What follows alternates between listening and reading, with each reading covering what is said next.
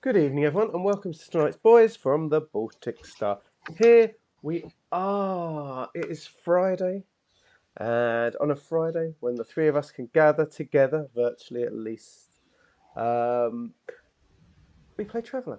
And that's what we're doing this evening. Thank you. Thanks, Kels. Appreciate you. Oh, look, Slayer's in time as well. Kels and Slayer in the house. Oh, it's this Friday. That's the new Friday little song. It's a very short song, but that's the one we're going with. Um, we're all here. Look, the posse are here, and you're here too, whether live or on VOD. And we thank you so much for hanging out with us. It's been a long week. It's felt long. It's felt tiring, and it's time for a relaxing couple of days, hopefully. But before we do all that, let's go through some tense times, very serious tense times on tonight's Traveller. If it's your first time, you're very, very welcome to join us. Thank you so much for hanging out. It's gonna be a shortish one tonight. We're all old and knackered, and things happen in life, so it's gonna be wrapped up mid-break and all within less than 2 hours, about an hour 45, maybe something like that. So short and sharp and to the point, I think tonight, and I'm looking forward to that.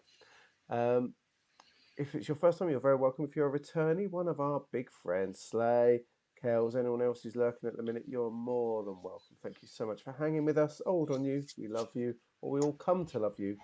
One of the two. Hope you've all had decent weeks.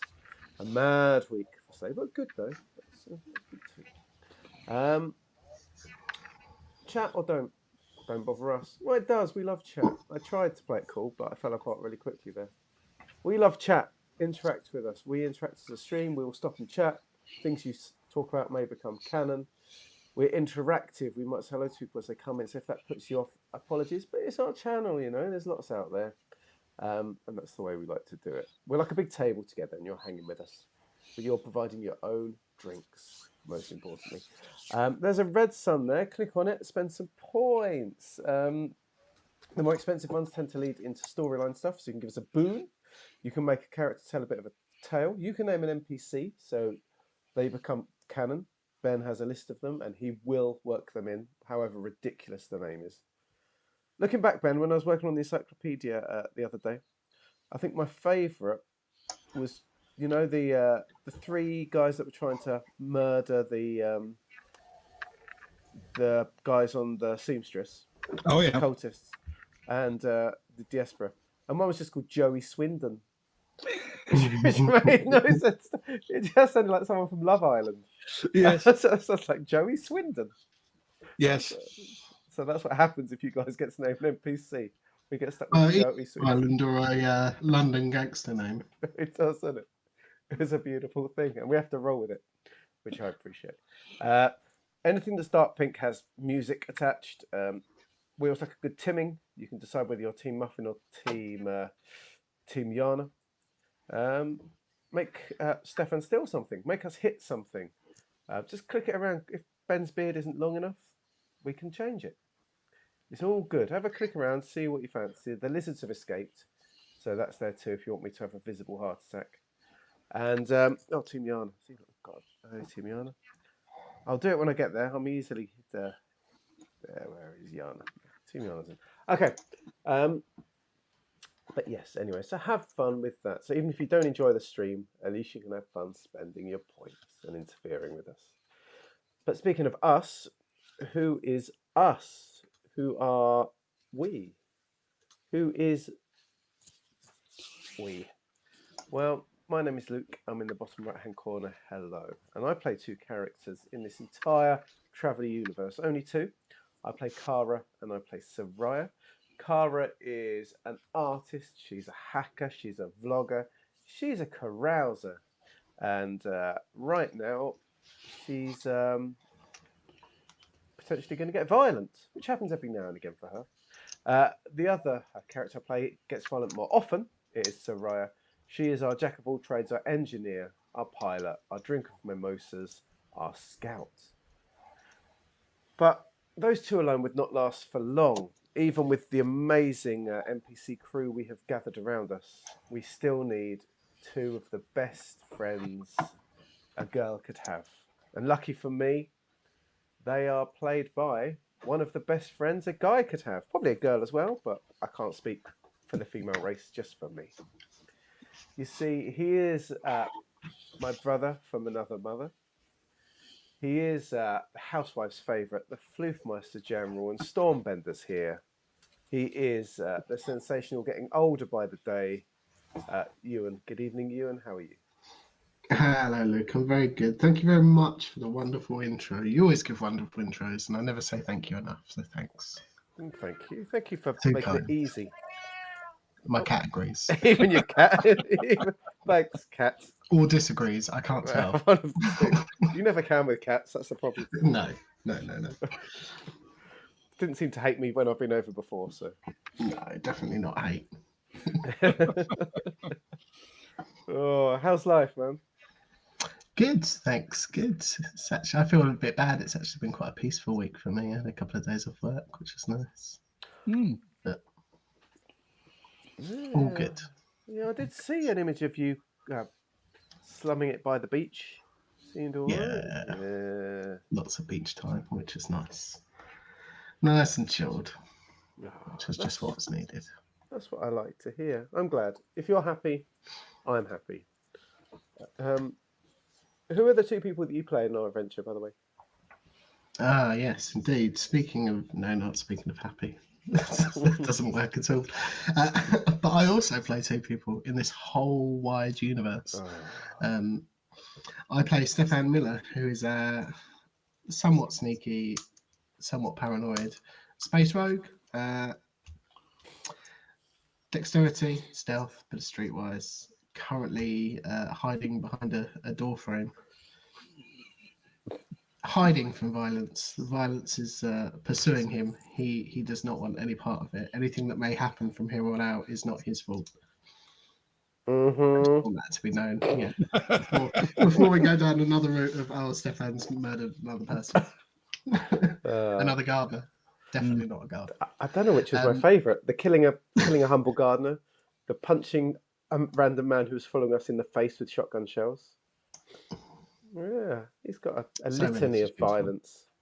Stabbing an innocent man in the throat in front of hundreds of people in a nightclub. Innocent? I mean, yeah, Luke.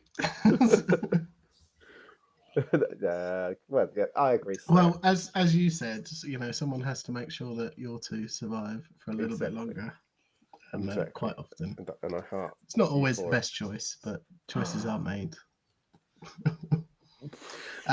And I also play Agnar Arnson, who is a former military general, floofiest of Vargas, maybe the second floofiest Varga that we know after Rack.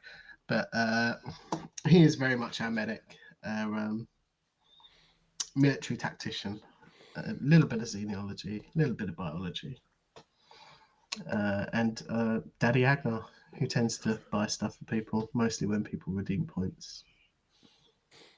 Oh, Daddy, hang on. Kels is here. Let's see. How many Agnar images have I got at the minute? Let's have a look. Not that I make a collection of Agnar images. We've got. There's Agnar. I'm gonna guess 6. We've got one more thing, Agnar. Yeah. I like one more thing, Agnar. We've got Floofnar. Good old Floofnar. That's an early one. That's a classic. That's him swooning over Rack. There we go. That might be it, Oh, I was way off. Oh, just the 3. Got one with a fish from Red Dwarf. I don't know why I've got that. But, that is not Agnar. I just want that to be known.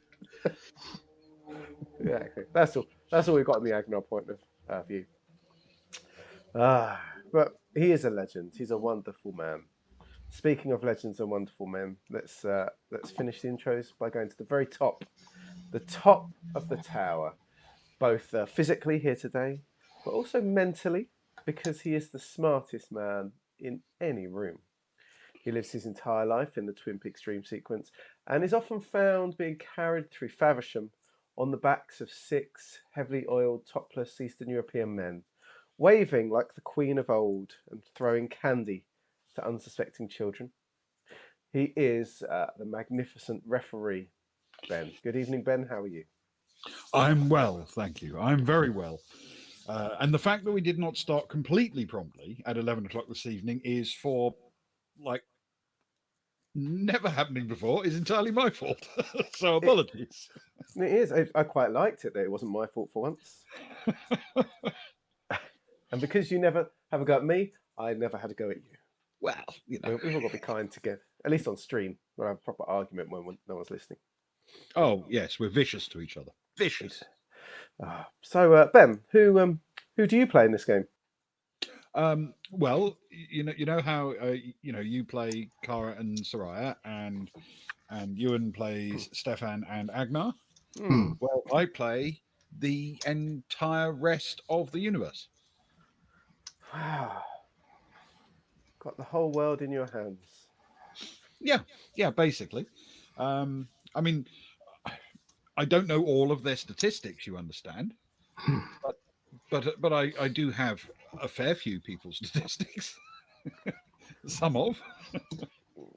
How many Billies are there living on Geeker at the moment?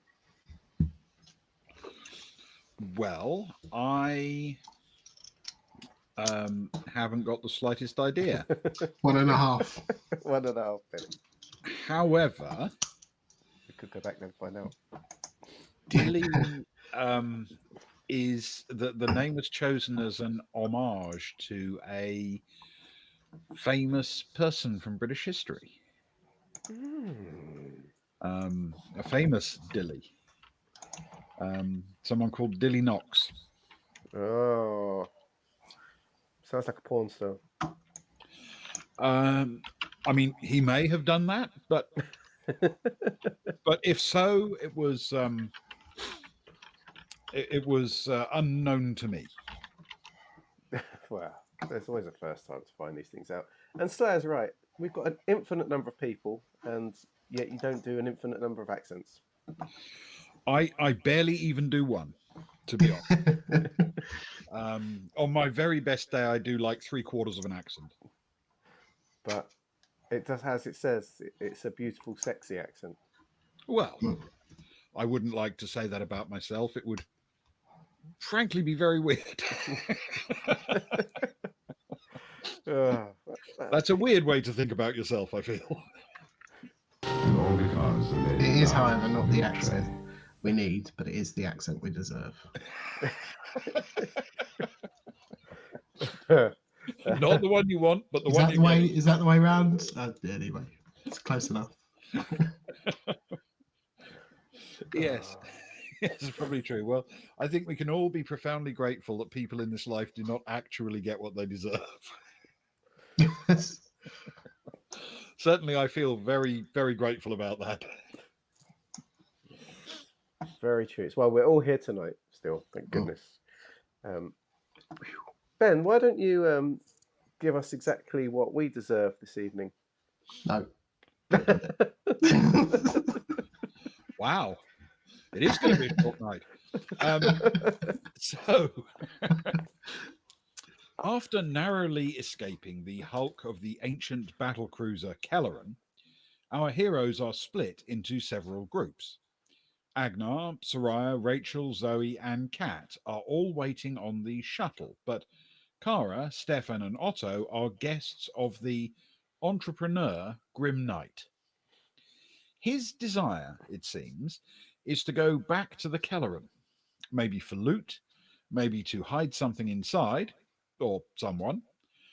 There's a rumour that a third party might be involved, someone from outside the Imperium. So, back to the Kelleren. The independent contractors have a small craft shaped a little like a flying saucer. Two of them, Knight and Dilly Lord, travelled on it with the three heroes of our story, heroes-ish. Knight bravely remained aboard the little craft, which landed over the airlock on the Kelleren.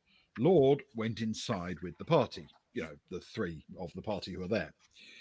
Inside, they quickly split up, as Kara managed to convince Lord that a power cell would be needed to light the ship's corridors. She actually tried to contact Agnar. Unfortunately, she was the wrong side of the line of real space, so it didn't go through. As she relocated to have another go, Lord became worried that it was taking too long and set off to look for her. Stefan tried to warn Kara, but she was now the other side of that line in the ship, so he couldn't get the message out to her. He opened fire, shooting Lord in the back. It hit, but didn't incapacitate her. He managed to dive through an airlock out of sight as she turned to return fire, but Otto, sadly, wasn't as quick to react. Lord managed to shoot Otto and he fell unconscious. Stefan hid behind the door, waiting for Lord to follow him, laying an ambush. Lord, however, went looking for Kara instead. Up on the entrance corridor, Kara spotted Lord's arrival and hid in that room transected by the reality line, where the dead body of a crewman floats. Kara hid behind the floating corpse and readied a stun grenade. And that is where we resume the story. It's always tense when Kara's alone, that's for sure. It went south really quickly. It was classic Stefan. Kara's just like, yeah, delay her.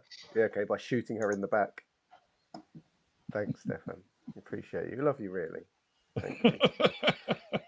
You've just angered the beast. Yeah. Yeah. So,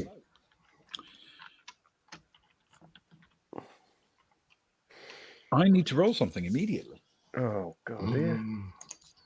My first roll of the night. Oh, this is very early for you. It's very early for any of us. Yeah, I know it rolls in the first hour. I feel like my hands haven't warmed up. Okay. As Kara hunkers down, trying to look as much like furniture and corpse as she can, she hears the noise of somebody moving in the corridor outside. It's a noise basically associated with the metallic gloves and boots of a spacesuit bouncing off the sides of the corridor, moving swiftly and efficiently. But it seems to get a little bit louder and then a little bit quieter as it goes past the door. Past the door. Is that also the way to the airlock? Yes. Okay. Kara's gonna push off away from the body towards the doorway, I think. Sorry, thanks. Thank you, Kelly. I'll take that boon any day of the week. I have responsibility to Kelly more than myself to keep Kara alive. But I'm going to do something a little bit... I don't know. I'm sorry, Kelly. I'm going to try and be safe. I'm going to push off from the body and head back towards the doorway, if that's okay. Yes, it is okay. Are you trying to do this without making any noise? Do you want to land against the door without making a bang or a knock or anything? Yes. Shall I warm my dice up? I think you should. Yes, I'll do my best. Actually, getting to the door, I wouldn't make you roll for, but if you want to do it quietly, please. We are looking for stealth plus dex, please. Stealth plus dex. So I can take stealth at 0 and I can take dex at 0. Oh, how important is it to be quiet? It's true, Kaz, it's true. You know what? If she hears me, it's not the worst thing ever. Okay, I'm just going to roll. Flat 2. It's a very good start for Kara. 11. An 11. All right. Kara arrives at the inside of the door and brings herself to a stop just inside it without even being able to hear her land herself. Oh. Worrying that she's briefly gone deaf through the stress. Stress deafness, it's a thing. Stressness.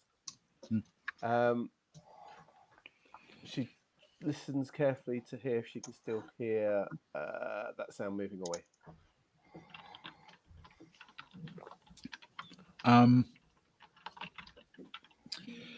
You know what? As you landed so quietly, I'm not going to make you roll for that. Oh, thanks, mate. As you sort of compress yourself gently against the doorway, slowing down as you do, you can indeed hear the noise getting just a little bit fainter as Lord bounces back and forth off the sides of the companionway, using it as basically zigzagging down in order to give her momentum. You hear it stop with a fairly sturdy sort of clonking sound, and then you hear a door open a distance down.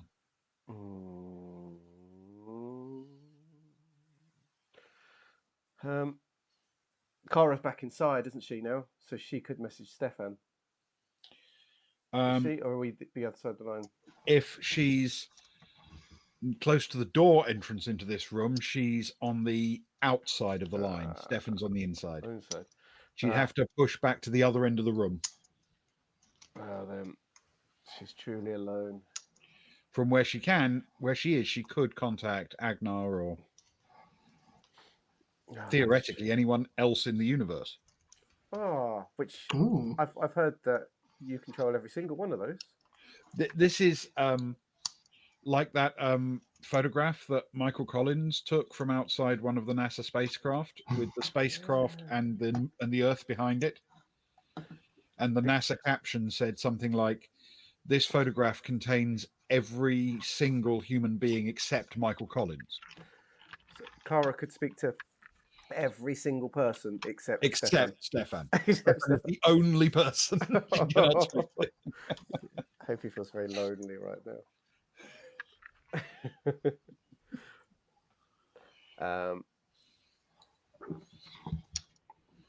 That's good to know.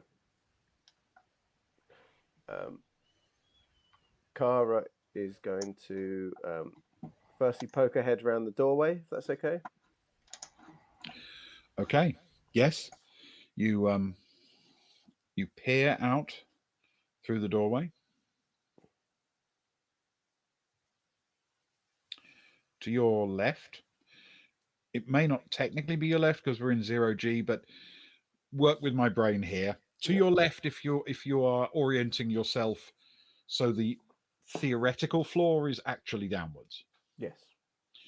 To your left in that instance, you can see the corridor stretch down towards the airlock. And just off to the right, there is a door which is open. You've actually been in that room before. You retrieved a spacesuit from it.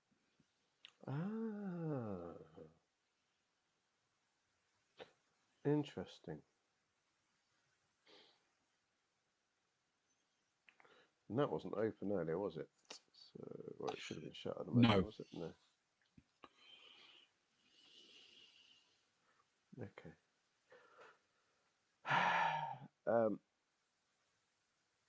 Right. Kara is going to ready the stun grenade in one hand. Mm-hmm. She's going to keep, I can't remember what weapon I had with me. It was a pistol, I believe. It was a laser pistol, I believe. I had the body pistol and the stun fist. Body pistol, you're right. The body pistol and the stun fist. Not the laser pistol, body pistol. Cool. And she's going. She's got everything ready. She's got the body pistol in the stun fist hand, and the stun grenade in the other. Mm-hmm. And she's gonna push forward carefully, looking for signs of any shadows or anything in that room as she heads towards it. Going to head towards that room. Yeah, please. And you want to do so stealthily or swiftly, or think of an adverb. Swiftly and with style. Flamboyantly. Flamboyantly. Not nonchalantly. Ecumenically. Anti-disestablishmentarianly. Exactly. Yes. Exactly. That sounds like Kara. Kelly, it's in the traveller book. It's think of a David Cronenberg kind of film. So think something like Existence. It's made of body. It's literally made of bones and body parts and that, so that it can evade scanners. So it's isn't that, I believe, Ben? It can't be scanned by a metal detector or anything. Yes, they're usually made of compatible biological material to the person who buys them and uses them, so they don't show up on any scans unless they are really, really clever and detailed ones. It's not ideal. It's got a short Indeed. range. It's got a short range. It's not the most powerful thing, but Kara keeps it with her because of the way she rolls, I guess. It's not her weapon of choice, but it was the one that she could smuggle. So, okay, I'm gonna head. We'll stick with stealthily. It's boring, but we'll hit with stealthily. Okay. We're trying to keep an eye on to see if there's any shadows that fall that way. She's sort of very tense, I guess. Can you roll first for me then, please? Stealth plus Dex.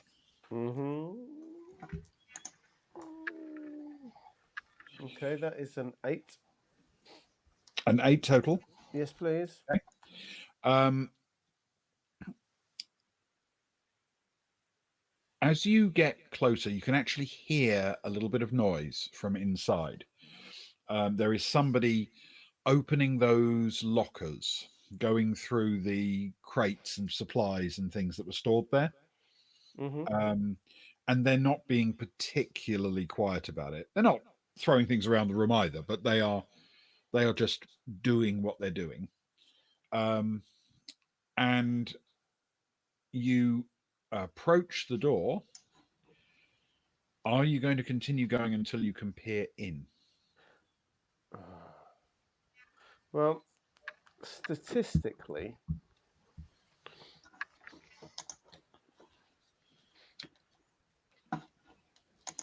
there's only 2 people it could be, and I'm quite happy throwing a stun grenade into a room with either of the 2 of them. So, right. I'm going to toss a stun grenade in, please. You would like to toss the stun grenade in. Okie dokie. Right. What's that? You didn't take a breath. Tense stuff. Spicy. I like it. Okay. So, first things first. You arrive. Are you going to effectively throw the stun grenade in as soon as you can before you can see what's inside? Oh, this is... I don't like the way you're asking me this. Thank you, Kelly. Like sort of throwing it around the corner. Yeah. Because I don't want to be looking in there when I throw it. That'd be a terrible idea. So in my brain, you're going to approach stealthily, very slowly. Yeah. As soon as you have an angle, you're going to throw the stun grenade in. Yeah. And then over the couple of seconds it takes for it to detonate, you will still be sheltered by the companionway. But if you time it right, you should just drift into the open after the stun grenade has had its effect. That is exactly my plan. Okay.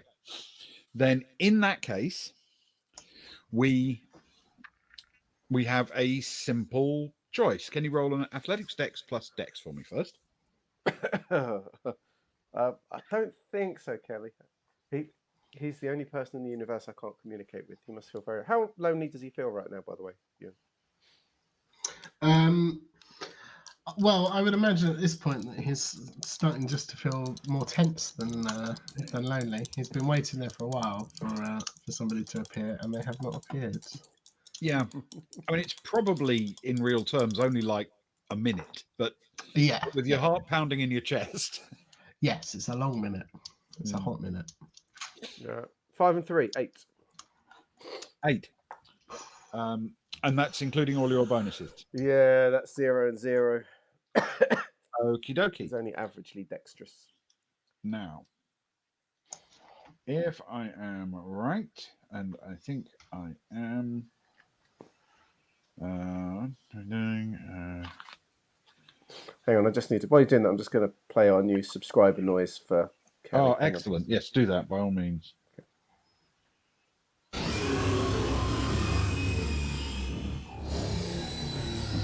Mhm. Okay.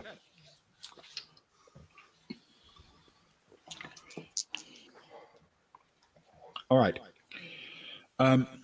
Can you roll 1d6 for me, please?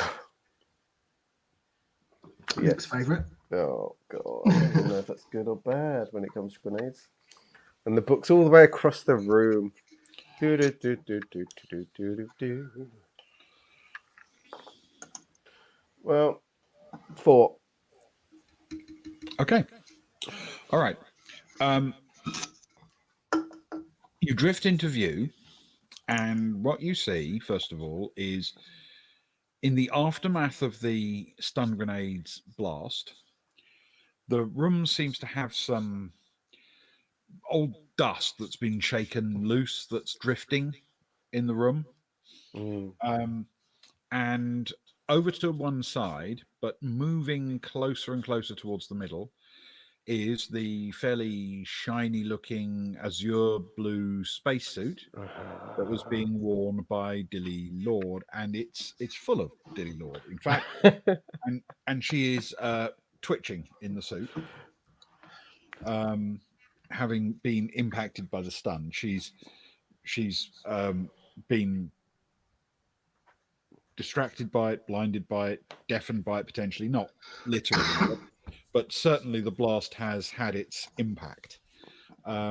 She is sort of shaking her head and moving her limbs a bit chaotically because she's lost track of where everything is.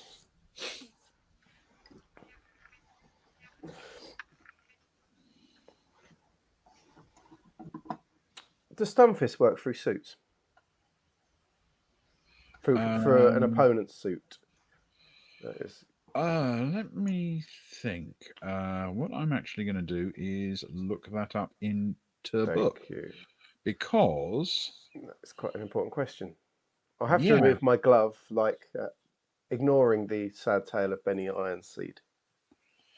right, I know. I'll join you in future death, you and whatever space disease It's you've alright. got. It's not Soraya. She's the one that knows the story the best, Yeah, it's true. I would imagine. And to be fair, I think that's more to do with never removing your helmet in unknown spaces. Yeah. It'll be the story of Car Alaska for never removing your glove. Thanks. I could do with 14 fingers on one hand. I like it, Kelly. Hi, Car Alaska here. I'm here with the twitching body of Dilly Loft. That would be so amazing. Okay, I am going to say, based on its actual description, that the answer is no, it can't. Ooh, And I'm going to give you my reasoning for that. please do. It's because it says it's a high technology knuckle duster containing a shock unit that incapacitates the victim rather than pummels them. But it says that the inside of it is insulated for the traveler wearing it. Mm-hmm. So I'm going to suggest that the same kind of protection that insulates the user in the suit, in wearing the stun fist, will also be affected by the armor on the suit.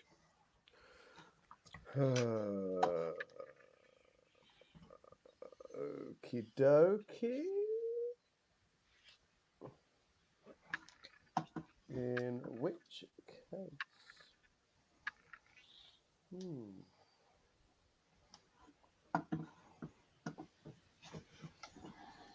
Just trying to think of my next best option in a very quick moment here. I'm taking far too long. Oh, Ewan, there's too much excitement. What should I do? Just run away. Stun her and run away. Spray paint. I'll tell you what, mate. Kelly's pulled out a brilliant one. Yeah, She really has. that's actually really, really good. Cara would like to try and graffiti with a trusty graffiti can, as she likes to carry everywhere, of course. As she's been known to tag in random places. To spray paint over Dilly's visor. Get in, get out as quickly as possible. Because if I can force Okay. her to remove the visor, either she won't see or she'll have to remove the visor. if I can get it to work. It's risky. It's close. It's risky, but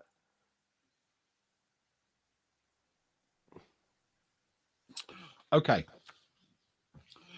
All right. So we're going to do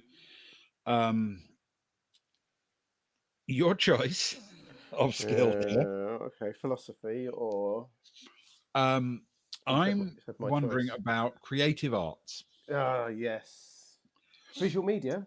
Visual media, please. Yes. Lack of visual media Yes. for Dilly. Now it's visual media. Now we're talking.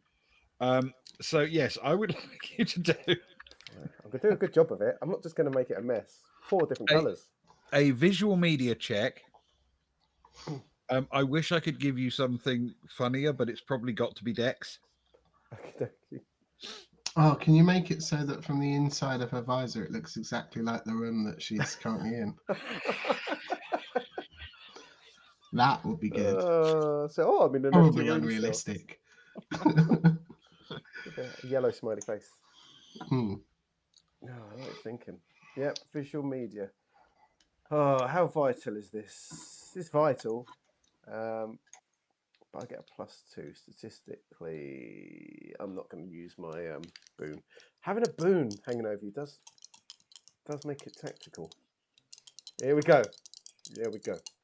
Come on, let's have a good one. Oh, thank you for the 2. That is a 9 in total. That is just a 7, but plus a 2 is a 9. Her visual media helps out. Okay. You drift across, pulling out your spray can as you go, and to the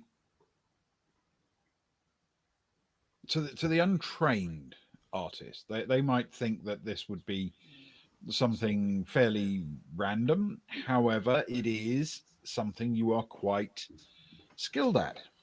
And so you arrive with your spray can at the right time. She is stunned for the moment and unable to react in a way that allows her a role to try and fend you off. So you manage to successfully cover the viewing visor and helmet sensors of the azure blue spacesuit with bright red paint. Yeah. Yes. Very pleased with that. That's wonderful.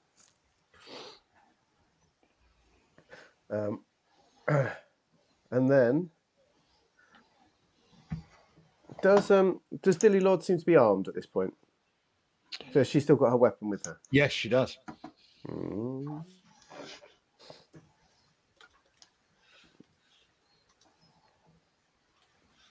Okay. And then Kara's going to.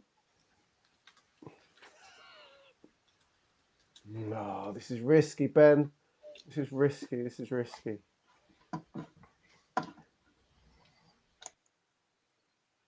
She's going to find something that she can take cover behind that's in the room as close as she dare, but out of the way of an errant, screaming gunfire attack from a panicked person that can't see.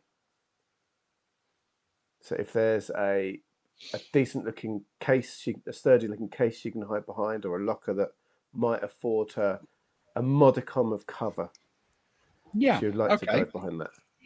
So she is spinning a little bit out of control and not clearly able to react. She's now sort of waving her hands roughly over her visor, but she looks a bit uncoordinated still. Yes, there will be no inherent difficulty in you finding a suitable place to not necessarily hide flawlessly, but certainly make it a bit of cover. It is unlikely someone would spot you if they were, say, moving at extreme speed, wildly distracted, or blind.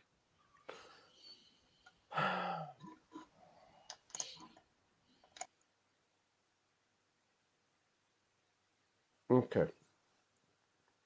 I was trying to stash a grenade on her, but it's too risky, man. I'm gonna pause for a second to see if she tries to remove the helmet or if she's gonna keep desperately, frantically doing what she's doing. But I am gonna ready my stun fist just in case. Okay. Thinking of Benny Ironseed as she does it. Thinking of Benny Ironseed, yes, absolutely.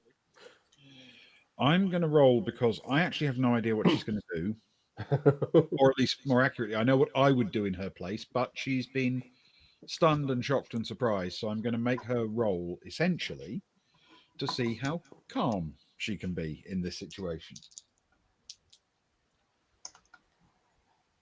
And that is a terrible roll. Yay! Okay.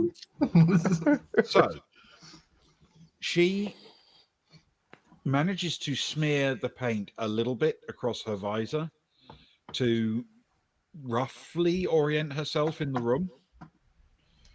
Hits a locker fairly hard with the spacesuit, and throws herself roughly in the direction of the door.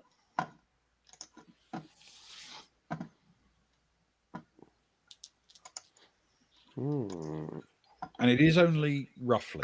On her current trajectory, she'll kind of bounce into the door frame.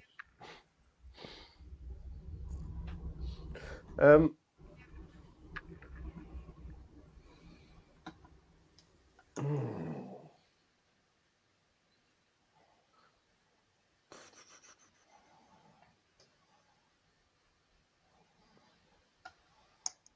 not a good enough shot for that.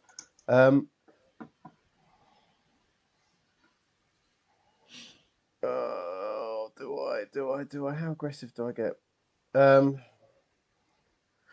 Okay, Kara's gonna roll a. Oh no, I don't want to get stuck in the room.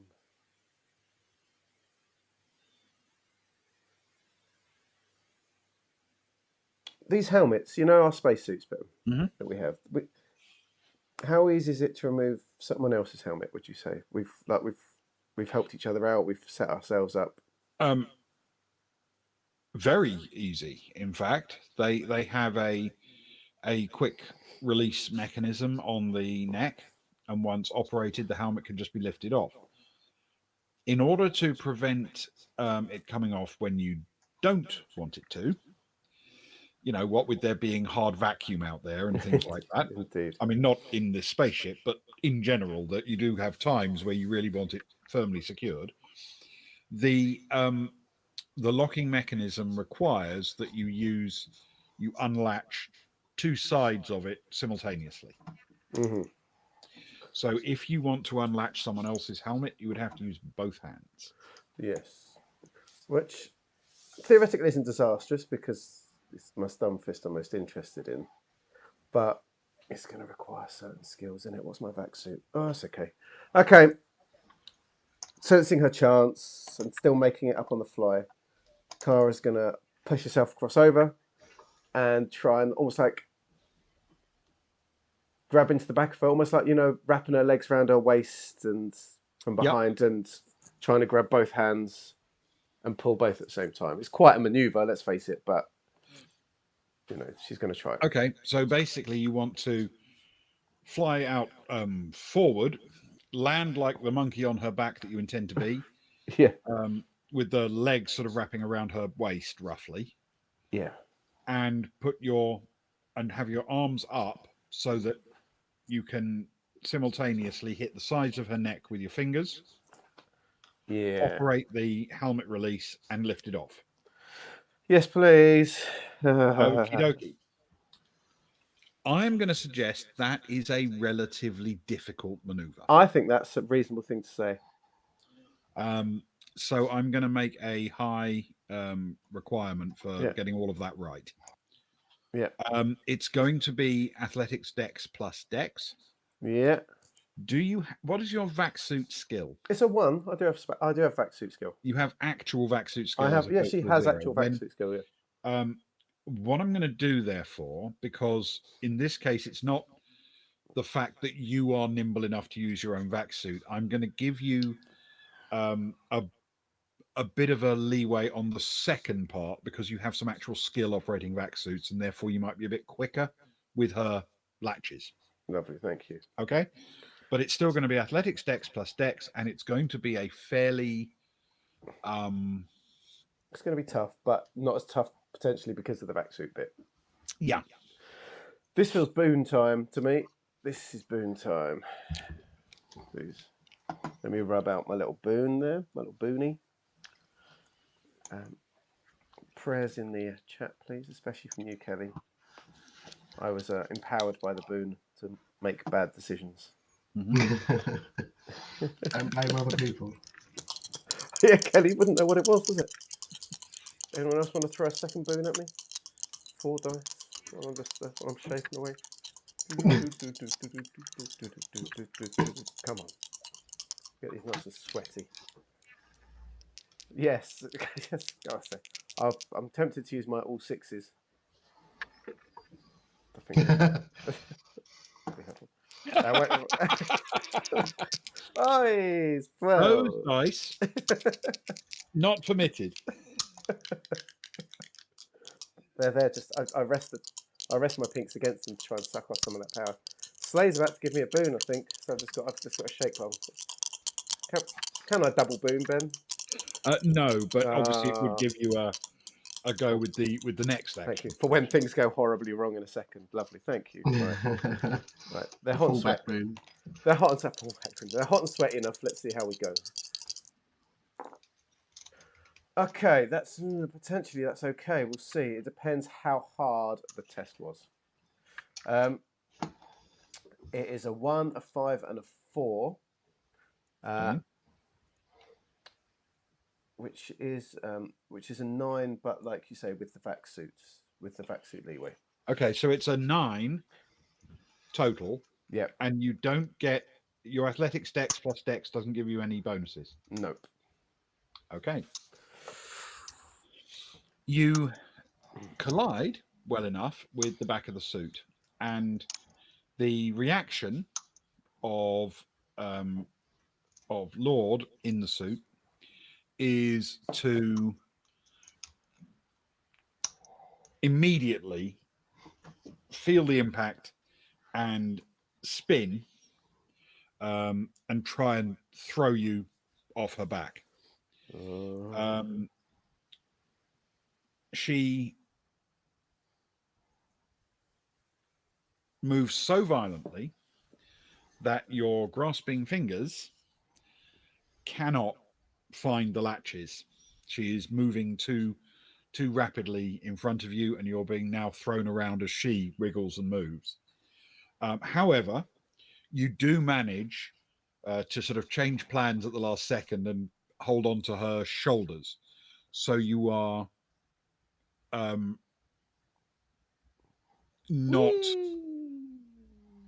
you're not thrown free. Yep. While I'm up there, can I attempt another roll to unlatch? Or am I You literally... absolutely can. However, yeah, it's going to be tough, I'm guessing. The stun has now ended. So contested. Roll initiative, please. Yeah. It's now dependent on that who gets to go first. Oh, if only Stefan could read my mind. I'd love him to appear in the doorway like the absolute legend he is. 9. 7 plus 2 is 9. Okay. All right. Now, Stefan, I'm going to suggest that this has taken now exactly 1 minute. So, are you still hiding behind the door, or are you doing something else? I would imagine at this point that Stefan is probably slightly more worried about Otto, because he knows that he doesn't know anything's happened to Otto, but he does know that Otto is not with him, and that Dilly is somewhere on the loose and probably not in a very friendly state of mind. So he will very tentatively start peeking around corners and making his way back to the corridor. Okay. So you move your way out into that round the sort of corner of the doorway and out into the corridor.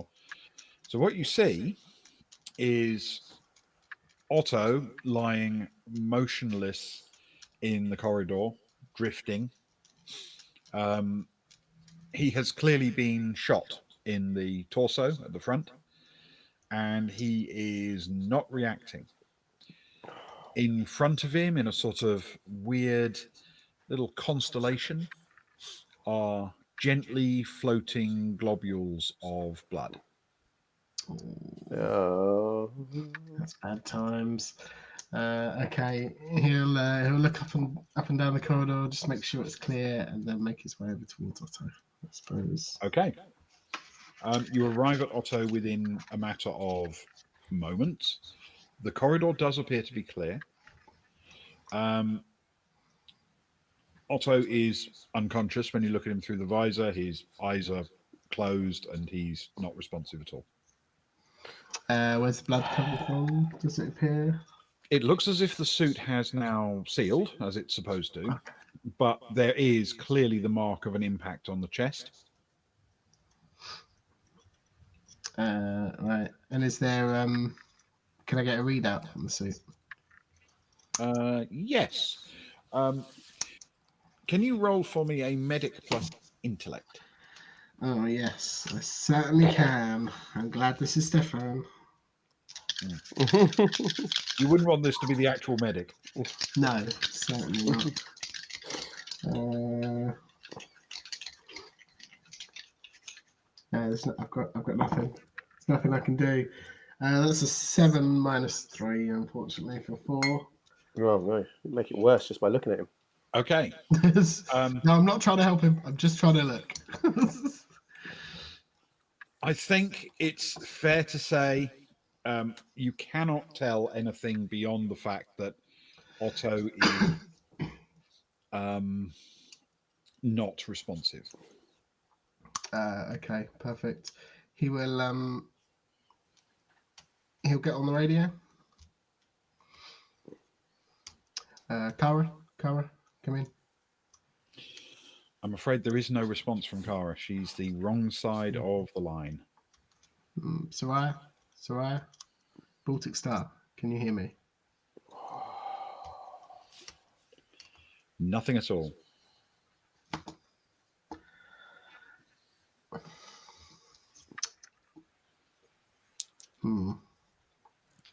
At this point,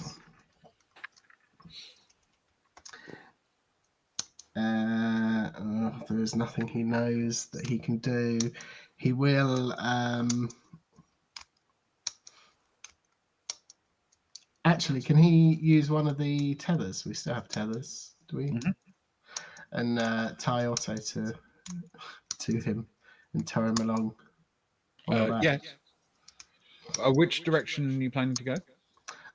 Not further into the ship. He would like to walk out of the ship or towards the exit of the ship. Okay. So back towards the front and then up the sort of the hatchway onto the level where Kara is currently pretending to be a rucksack. Yeah, he will take it reasonably cautiously, just because, he doesn't know what's around each corner. And as far as he's aware, Dilly is still out there and able to see things. Okay. You start to move. Can you roll for me, please? A stealth plus dex with Bane. Yes.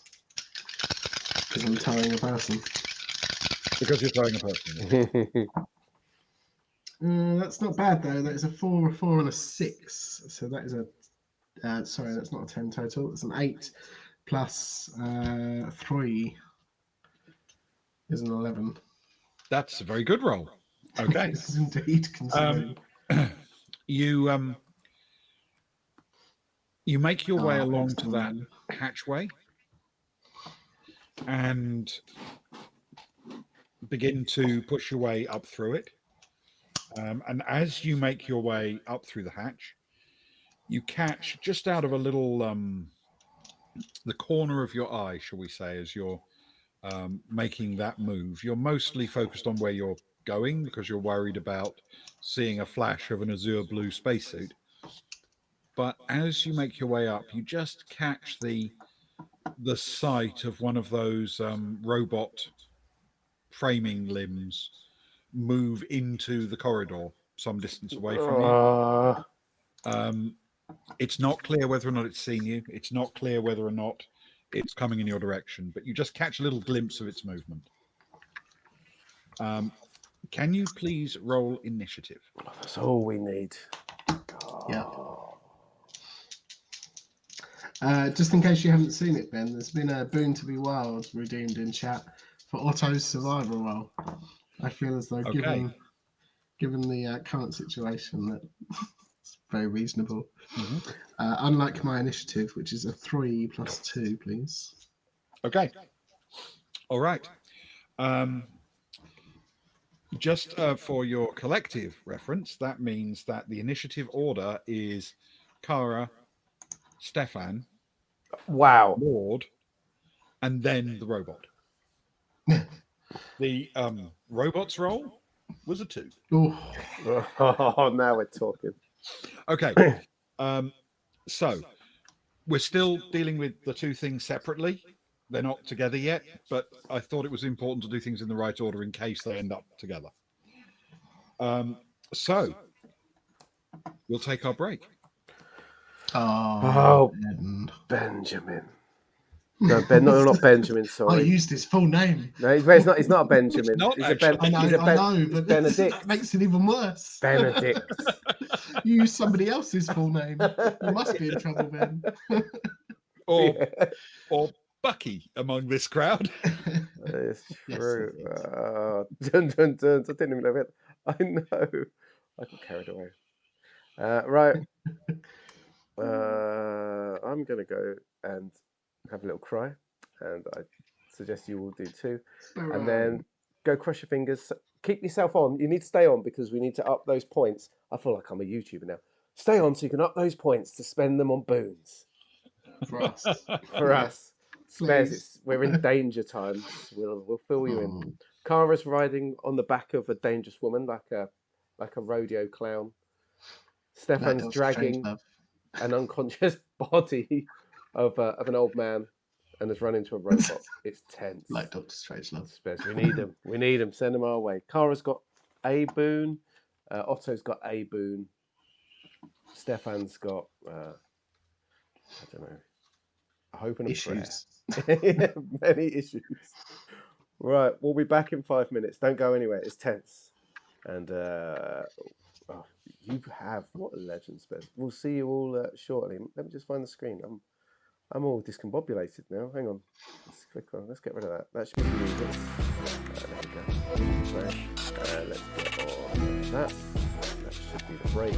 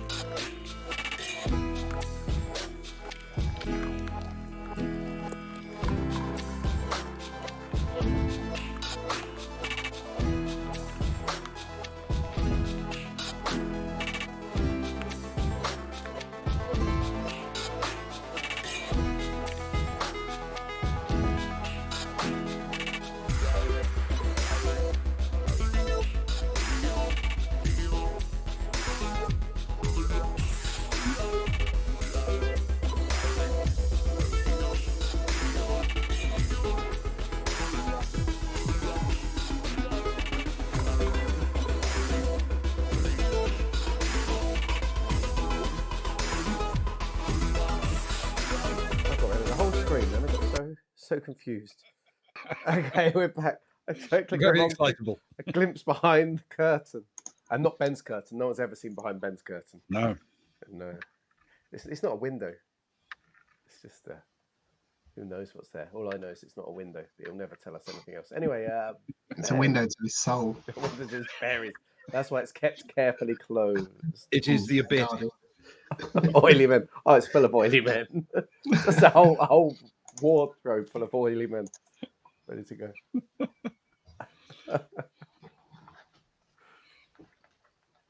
Right. So, I have a small duty to perform before we get back to things, because it is time to recount another of the stories I was once told by our former ship's steward. I can't verify the accuracy of these stories. After all, he once told me he invented the letter W.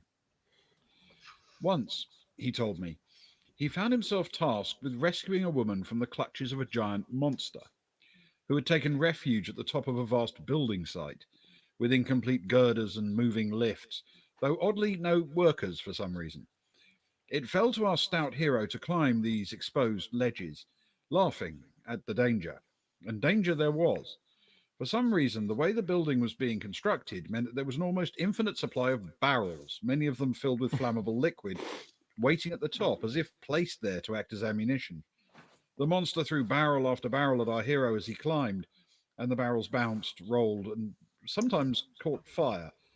This was because, in a move that implies health and safety was a low priority on that world, there were constantly burning fires at the foot of each level of the construction, in such a place that a carelessly thrown barrel might catch fire, and that fire could, weirdly, move about as if possessed on the girders.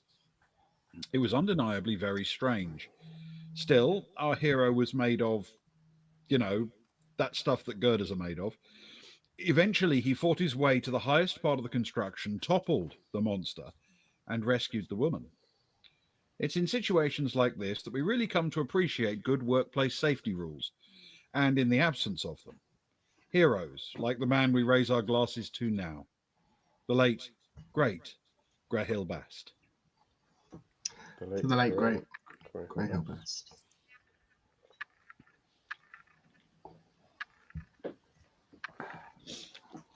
To Greyhill indeed.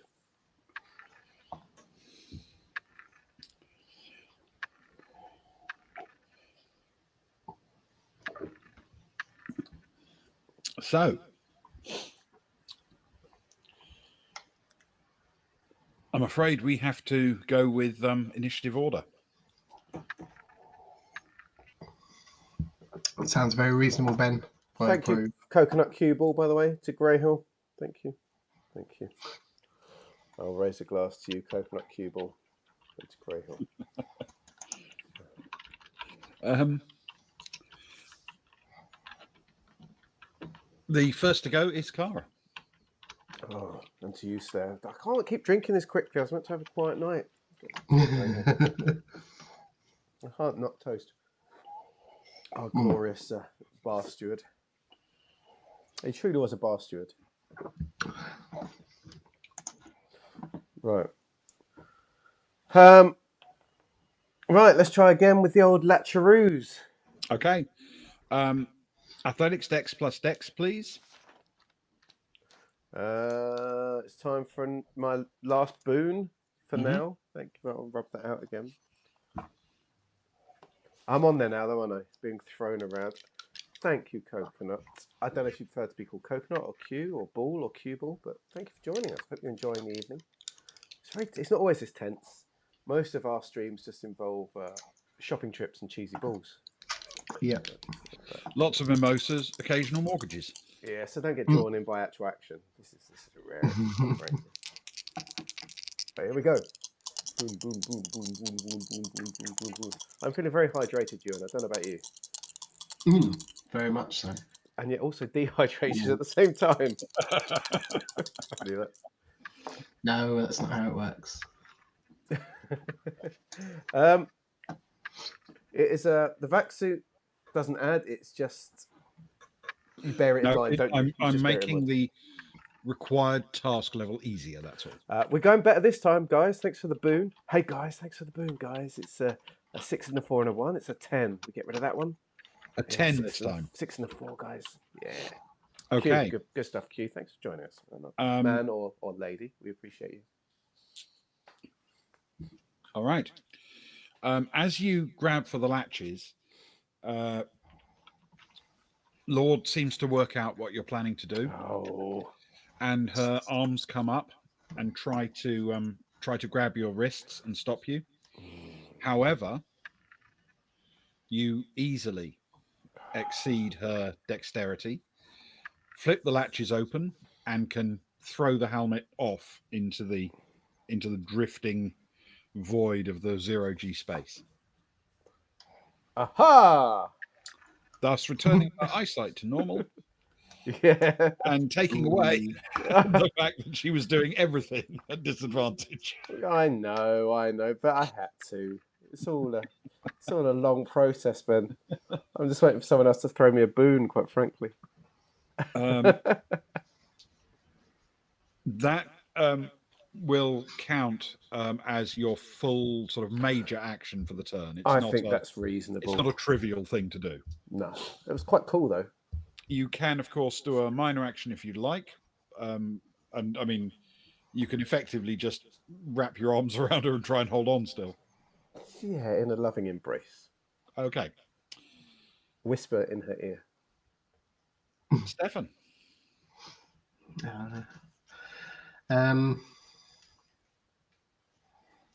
Stefan's going to lower his head slightly and attempt to remain very quiet and see if the glimpse of a robot that he got will pass by. He'll maybe can he ready a shot just in case he is seen? Okay, Or has been seen already. but are you still moving? No, he'll hold on movement for a little bit. Okay, to see if the robot is coming. Okay. All right. So you are now on the same level as Kara, but you're not line of sight to her because you're in that compartment which contains the up and down movement. Okay. Yes. Yeah. You are holding your position. I'm going to suggest, since you have a full turn for this, that you will be able to have an aim action for the purpose of this. But the next to go is not the robot. It is actually Lord. No. She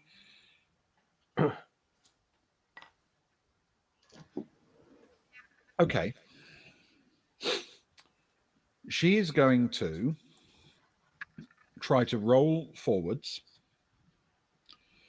so that she can get both her hands and feet in the right position to reach the floor.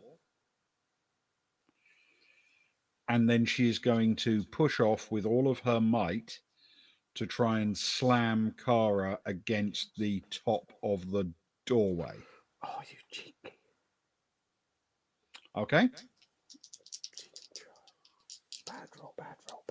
Send bad vibes, everyone. Okay. She completes the forward roll flawlessly, landing. Her dexterity is easily up to that task, and she's going to push off. I'm going to make her do strength plus athletic strength for this. Mm-hmm. She pushes off at exactly the right angle as by the previous turn or previous roll, and a fraction of a second later, the two of you slam into the top of that door frame. Can you please roll an athletic strength plus strength for me? Strength. Mm-hmm. Strength isn't important. I'm coming tumbling off, mate. I tell you, not a chance here. Well, it's a -1 for my characteristic and a -3 for not having it. So it's a -4 I'm rolling at here. Okay. So it's not. So I've got to hit a 12. I can't have any chance. -4 is going to go. Great. Yeah. She's a tiny little woman. Good at monkey work. Not good at tough work. Come on. Everyone blow on my dice, please. Let's get a blow. Let's get a blow. I'm not rolling until I get a physical blow here. What did you get? I haven't rolled it yet. I'm waiting for a blow Okay. from someone. Let's go see him. So here we go. Thank you, Kelly. Here we go. Here we go. Here we go. Here we go. Ah, it's not a 0. That's a 4 and a 2 is 6. -4 is a 2. A 2. You've 2 actually right done cue. better than many of Agnar's rolls. I know. He has hit a -1 in the past on more than one Okay. occasion.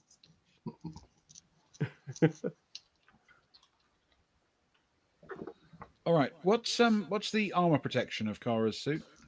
Never a good question. Oh no, it's only a 10. Okay, that's fine. Okay. The impact is enough to jar Kara loose. Oh no. She is no longer gripped on. However, the suit easily absorbs the potential damage from the very hard hit. Yeah. But Kara is knocked loose, and the two of you now drift apart, which means it's time for the robot's turn.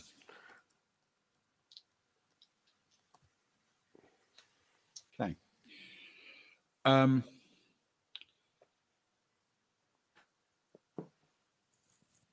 Stefan, you see the robot does begin to appear in line of sight. And it gets essentially just about within the angle where you could hit it with your next turn if you want to shoot. But it hasn't at this point got enough left to do anything. So it has arrived, but it doesn't have any leftover stuff. Does it look as though it's coming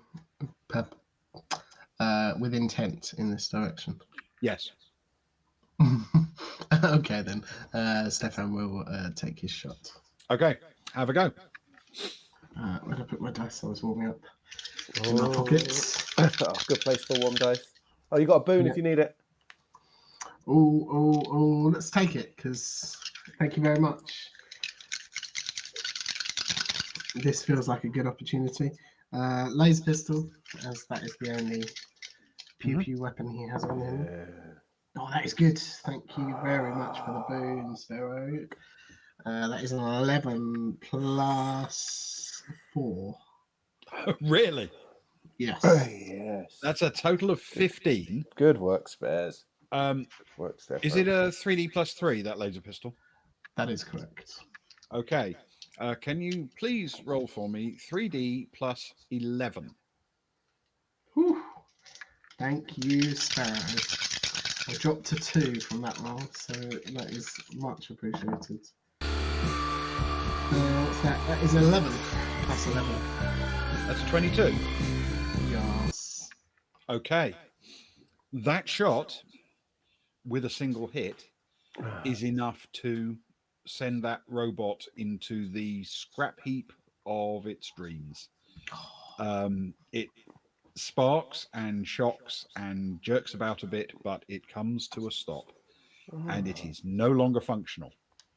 It's an ex-robot. It is a former robot. Nice. Yeah, congratulations. Right, we are at the top of the order. Kara. How far away am I? A few feet. Can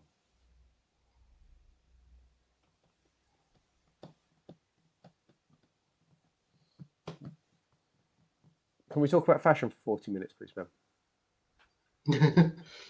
I think Sparrow would be very much in favour of that. However, bear in mind that while we do that, about every 60 seconds, I'm going to be going through combat terms. So if you're not engaging with it, you're just going to get pummeled. It's on you. Just Kara leans back and says, 15 years ago, there was a fashion trend called... what I'd like to do then is let's go for it. A couple of feet away, I can make that in a minor action. So let's go for the stun fist. Let's go it. Let's put all my sheep in one basket. Okay.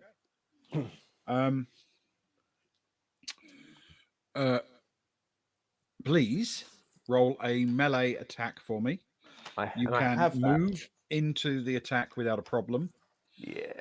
but it will be a straight melee attack Yeah. using your melee, your combat skill for Yeah. melee, and your dex, please, for this. Yes.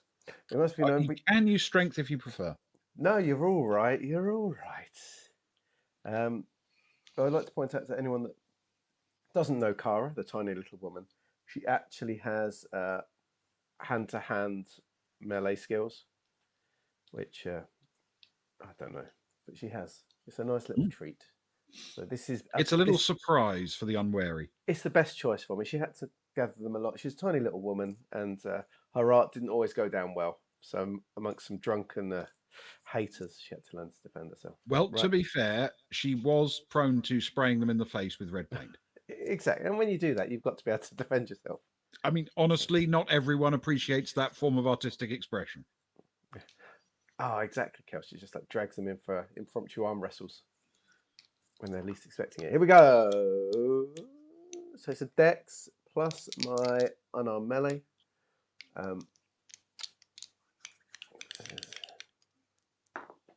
It's a good one. That is a good one. Look at that.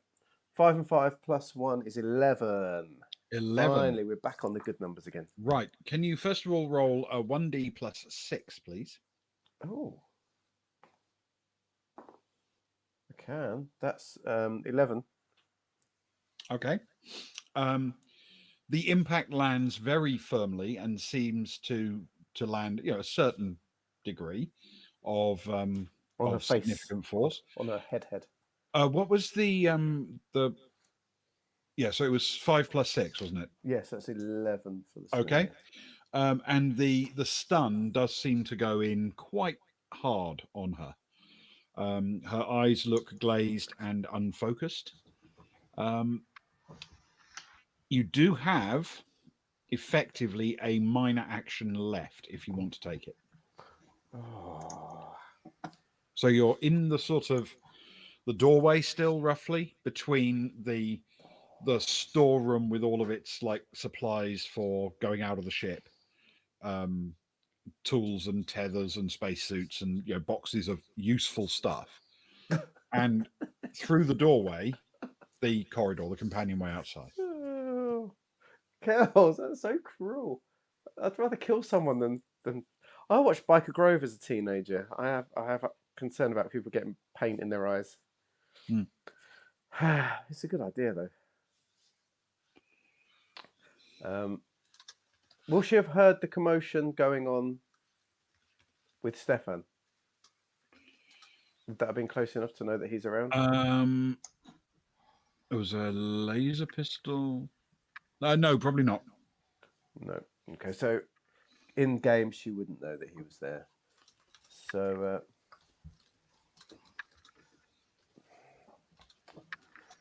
do I do it? Do I do it? Do I do it? How brutal am I, crew? I've got a brutal option, I've got a medium option, I've got a friendly option. What are we thinking? It's a wide spectrum. Here's a wide spectrum.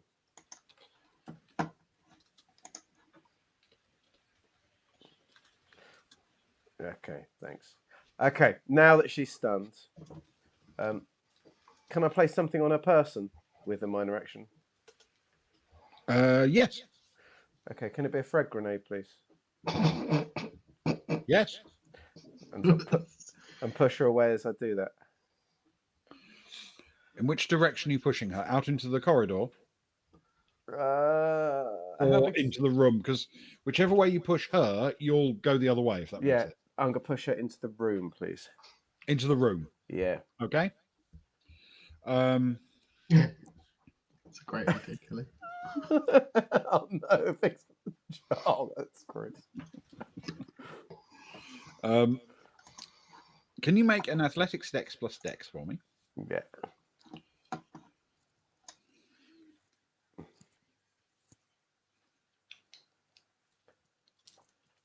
The visor's already red. It's going to be redder soon. That's a 9 with all the zeros. That's quite good. That's for Dex All right. for me. You manage to attach the grenade to the webbing on the outside of the spacesuit and push her into the room, which makes you, Newton being, the bastard that he is, drift out and straight across the corridor to the other side. Whee! Cool. Just getting rid of all my grenades there. Nice. I guess that's my turn then. Okay. Stefan. Thanks, Kels. I appreciate you. Not knowing anything else is going on, I suppose Stefan will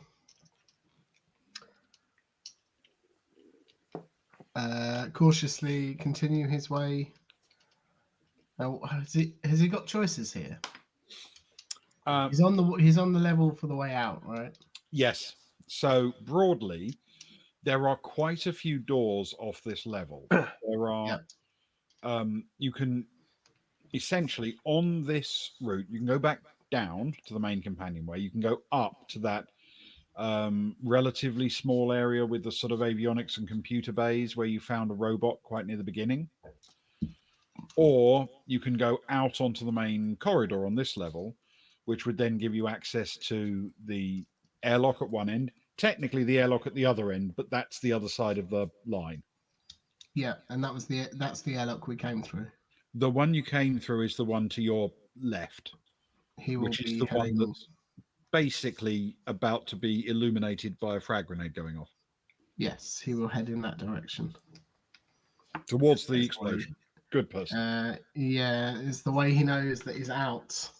And he's currently more worried about trying to get our bleeding friend Otto some help.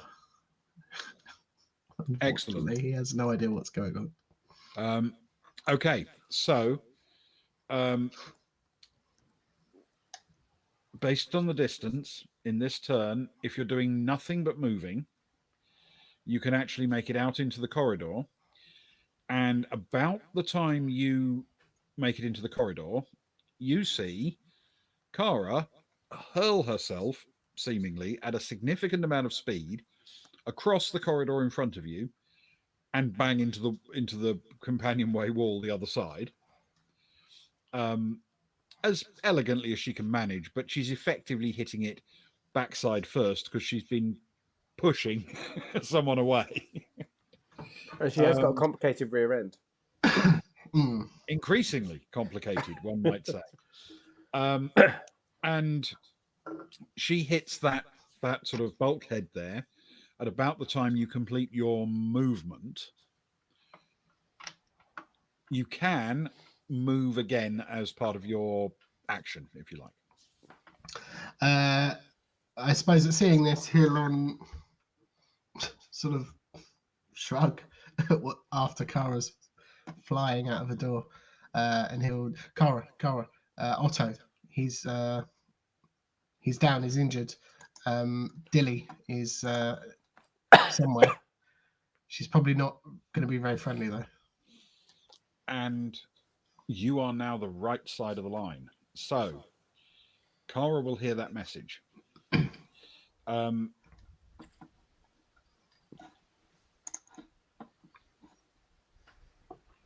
And that's the end of your turn. Yeah. You do have some. You don't want to move any closer to her. You want to talk to her instead. Yeah, I suppose that seeing that he wouldn't necessarily move any closer, that he'll communicate at least everything he knows at this point. All right. So the situation as it is at the beginning of this next turn is that Kara is quite close to the airlock door, pressed against the bulkhead opposite that storeroom and emergency supply room. A bit further down the corridor, about 25 meters or so, close to the entranceway to that area with the hatches going up and down the decks, We have Stefan in the corridor with an unconscious Otto Nieder actually tethered to him.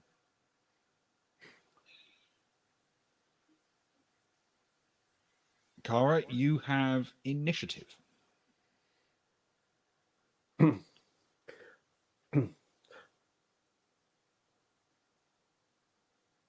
Stefan!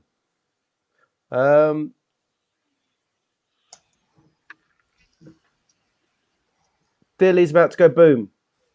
And then she turns for the airlock and sort of tries to head into the airlock.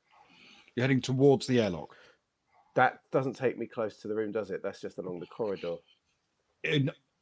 If you go towards the airlock or directly away from the airlock, you'll be heading down the companionway. Companionway. Either of them would move you away from the doorway, which is, if the blast goes off as you expect, where the blast will be. I'm heading for the airlock. Okay, so you're turning your back towards Stefan and heading towards the airlock. Cool guys don't look at explosions. They just float away. Absolutely. Okay. You make that move. You have enough time, plenty of time actually, to make it all the way to the airlock as part of your move. Yeah, please. Would you like to just wait there for Stefan? Are you going to open it? Well, for a start, I'm going to put my glove back on. Okay. That feels like a sensible thing to do. Mm-hmm. And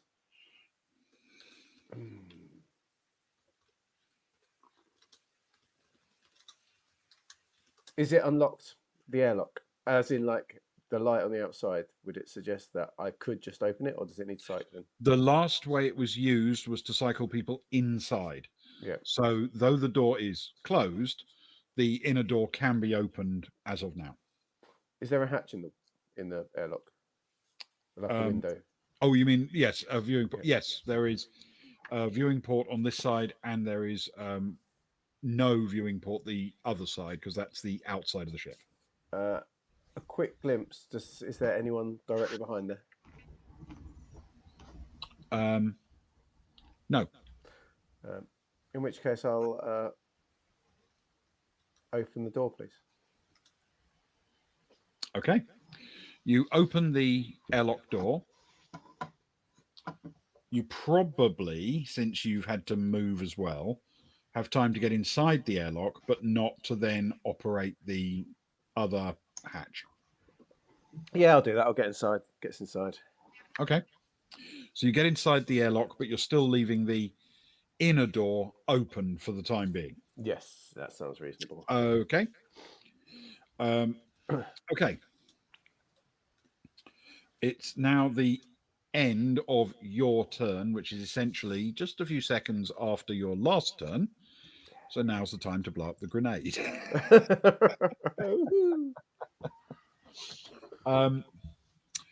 Can you roll 4D for me, please, first of all? Oh, yeah, I get some say in this.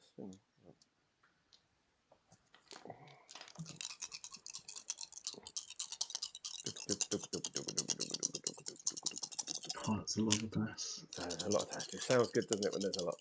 Yeah. Oh, that is good as well. That is a 6, a 4, a 5, and a 3, which is 18. Okay. Okay.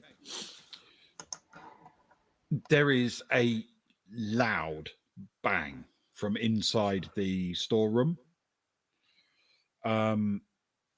And you do not have line of sight on what happened there, but there is a loud bang, and you see little bits of debris fly out of the door and hit the bulkhead on the opposite side where you were just standing, but not at intense speed, just drifting out, but fairly quickly.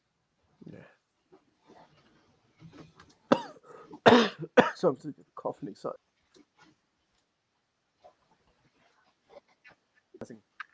Okay.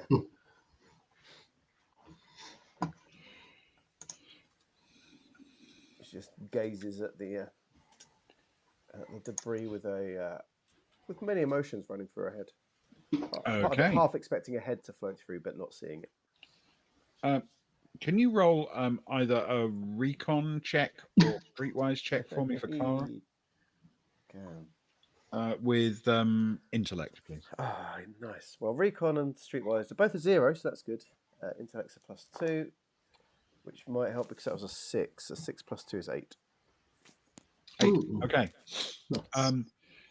It's a chaotic moment. You've seen things go on. An explosion has just happened. You've hurled yourself out of the way of something. You're breathing hard. You're breathing heavily. However, despite that, you do notice a little flashing light in the airlock indicating that someone is trying to cycle the outer door and cannot do so because the inner door is open. Yeah.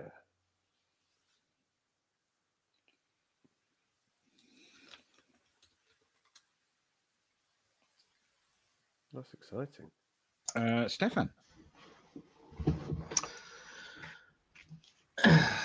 Stefan begins to piece together the sequence of events and the words that Kara has mentioned, and he will continue towards the airlock as he approaches the door from which the boom originated. He'll take it quite slowly and just poke a little head round, just to make sure nobody's in there, if that's on the routes. This is which door are you peering through? Sorry. The one from which all the debris exploded out of. Inside there is the quite clearly unmoving body of a person dressed in an azure spacesuit.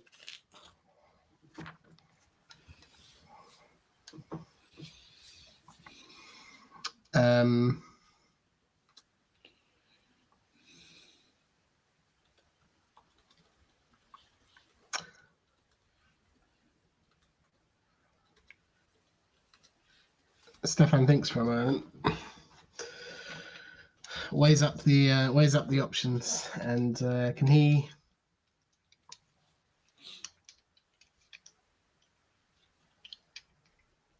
approach the body very cautiously? Yes, he can. And when he gets there, if he gets there with nothing happening, general state of the person? Very badly damaged. The blast was extremely powerful. It was extremely close. She seemed to take a great deal of it. Whether the stun completely incapacitated her or just enough that she couldn't find it isn't clear, but when it went off, she was clearly just killed outright. Ah, okay. He's very much aware that we came from a ship that was directly docked with this ship.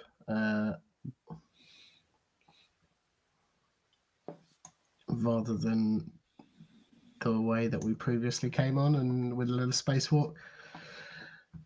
Can he? Are there any signs of grenade left on the body? Well, there's a lot of damage. Yeah, but no actual physical component. Nothing visible. No. Okay. He will. Can he now, towing Otto? Can he start to push Dilly towards the airlock where Kara is? Yes, he can. Yes. Okay.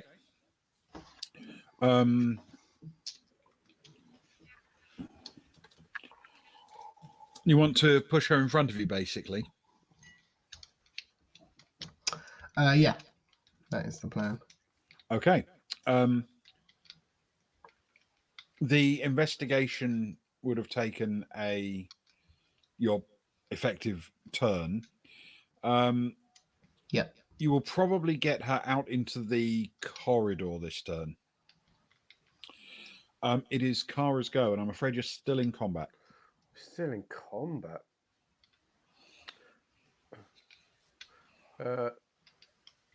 Kara will see Stefan pushing Dilly Lord in front of him by now, I guess, Yes. from the end of the term. And a lot of thoughts will rush through her head. Stefan, bring her over here. Someone's trying to cycle in. We might need to blag it. So I guess the contact will be that, and she's making sure the door stays open. She's buying a bit of time. Mm-hmm.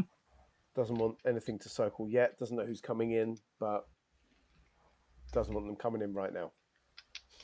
Okay.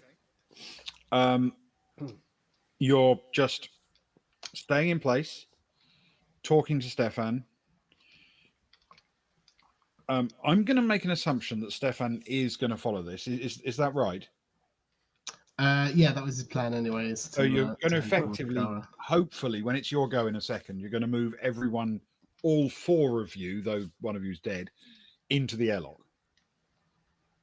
Yes, if he can make it that far in this turn, he will do Then Kara can certainly move to one side in the airlock and, help move the body and Nida in.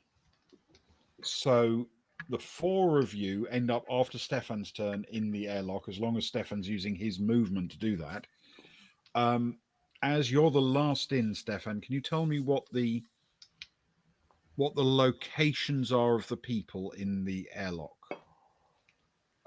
Essentially, it's not very wide, but it's deep enough for all of you. So I really need, it's like a marching order almost. So one by one. Yeah, from outer airlock to inner airlock door. Okay, so I'd imagine outer will be Kara will be closest, right? Yes, potentially. Yeah, it would be Kara unless you sort of maneuver the body as you're bringing it in further past her. I suppose you could. No, let's go with the order that we came in. So Kara, and then Dilly, and then Stefan, and then Otto. Okay, right. Yep, gotcha. Yes. Okay.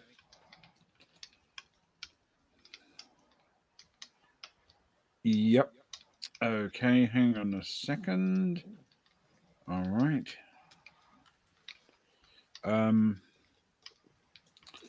Okay. It is the top of the turn, Kara.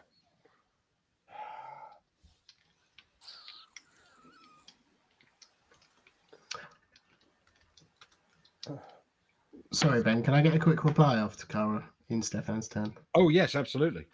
He'll just say, "Yeah, I'm on the same page." Remember, though, there is more than one airlock,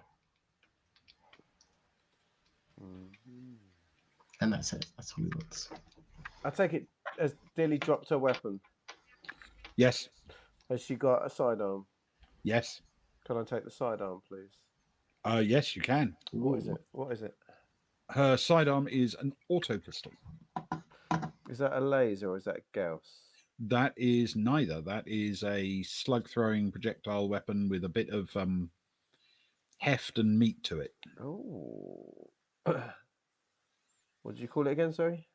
Auto pistol. Okay. It is, just for your reference, I should probably give you some... No, we won't need it. We'll solve it all. Anything with chat and happiness and friendliness. We don't need weapon stats.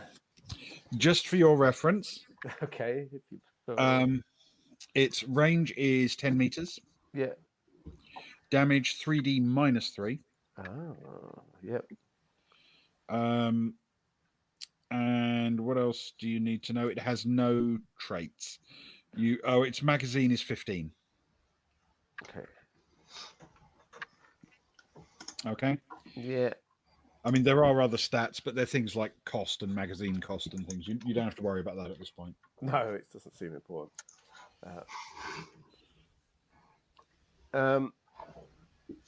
Kara takes that.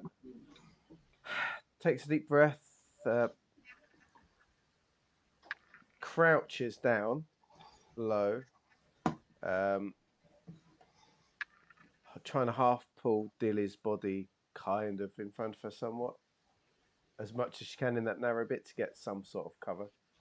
And All right. then, Stefan, let's use the other side. Cycle it. Okay. So, Kara, you can move Dilly's body between you and the inner door if you like. Yes, please. Okie dokie. We will do that. And then, with that done, you're then going to say to Stefan to cycle the inner lock door. Yeah. Okay. Yeah, great. He won't have the opportunity to do that until it's his turn in the round. But as soon as he does, the door shuts, and the very instant the inner door shuts, you feel that slight pressure change and air movement as it cycles the air. And where you are is a hard vacuum again. Mm. And at that exact moment, as soon as it's finished, the outer door starts to move open.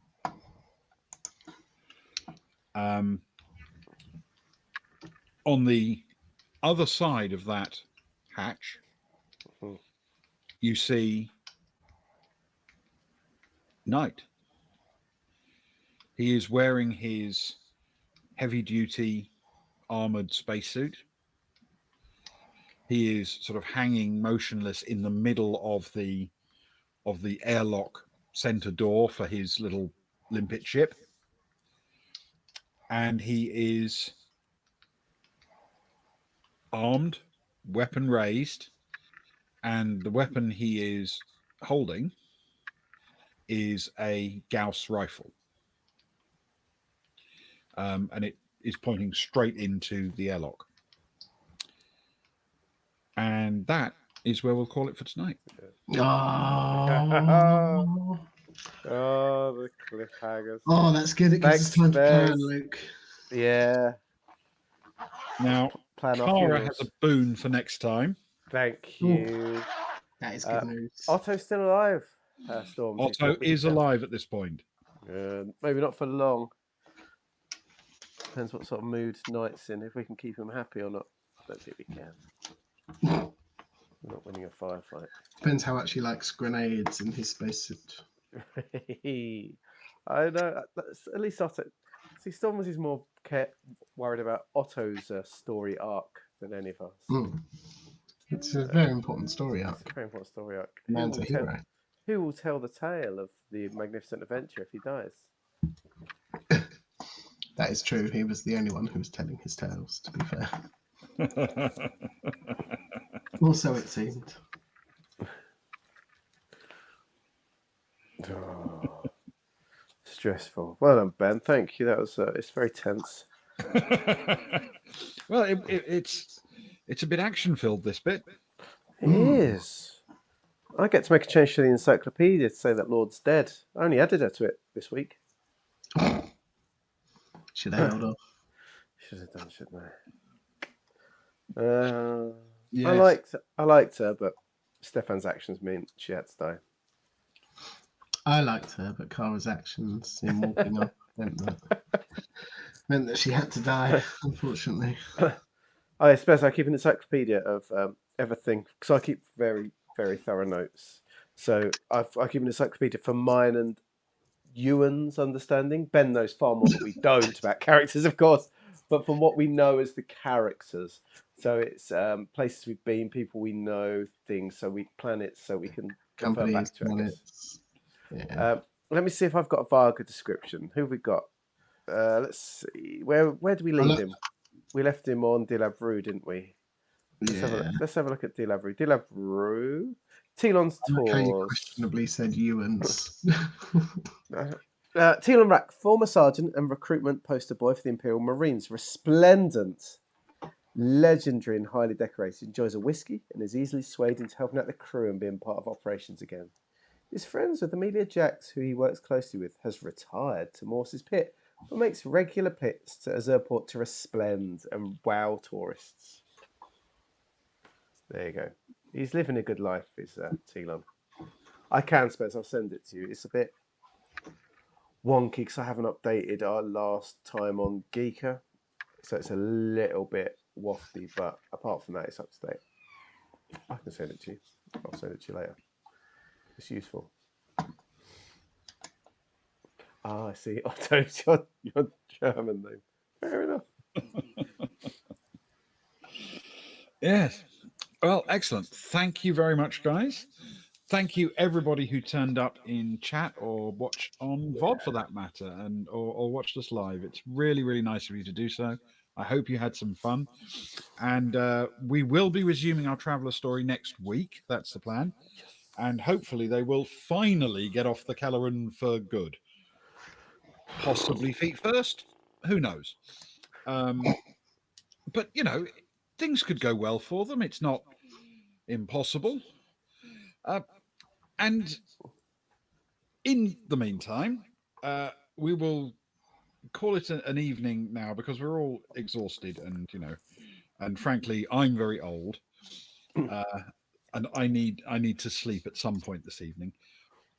But tomorrow night, we are loaning our channel to a couple of unusual people who call themselves the Truth Foragers. It's going to be a thing. I'm still not entirely sure what I think of them. I mean, they're nice enough, you understand, but they are just a little bit odd. They're quite handsome. I'll give them that. I think actually they are among the best looking men, frankly, streaming anywhere. No, well, it goes without saying. I think that's definitely what they put going for them. Yes. So, as I understand it, tomorrow's episode, they will also have a special guest calling in to talk about various things that they analyze and conspiracies, and I hope you can make it because I think it will be a lot of fun, and especially I think their special guest is a bit extra special, a bit eccentric, and possibly a bit West Country. Exactly, an author, a friend of the show. Ah, absolutely. Oh, I think I know who you're talking about now. I did not know this. This is good news. This is good news. I'm excited. Hang on, I need to play the theme song for 100 bits coming in. Hang on, because we don't have automated stuff. Let's go for. I tell you, we haven't had this tonight, so we can play this one.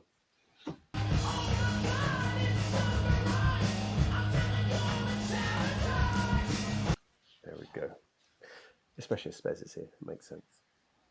Thank you, everyone. It was good. It was nice, and thank you everyone that joined in with the chat. The chat makes everything for us. We read the chat and we interact with the chat and we care about the chat. It does make it all much more fun and sort of engaging. So thank you. Yeah. Definitely. Come join us tomorrow night for Truth Foragers. Next week for Traveller, and next Saturday for Orbital Blues as well. Yes. Lots to do in the next couple of weeks. So lots of good stuff. A lot of our sort of really classic things coming back at the moment. So yeah, we will be fantastic. I hope. Can't go wrong. Nothing can possibly go wrong. Nothing at all. Especially next Friday in Traveller, Ben. Oh, Save Dave. I was trying to ignore Save Dave because I didn't want to embarrass Spez about being Dave's third best friend.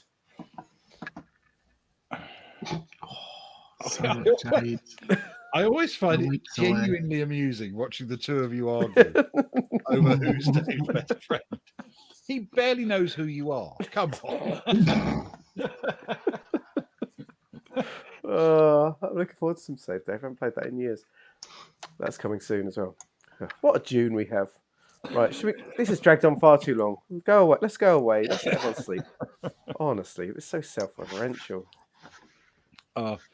Thank you so much, everybody. I hope you had Thank fun. you. We certainly had a lot of fun, which is, frankly, something we do. We do have a lot of fun. Perfect. So, good night, all. Good night, all. Good night. Sleep well.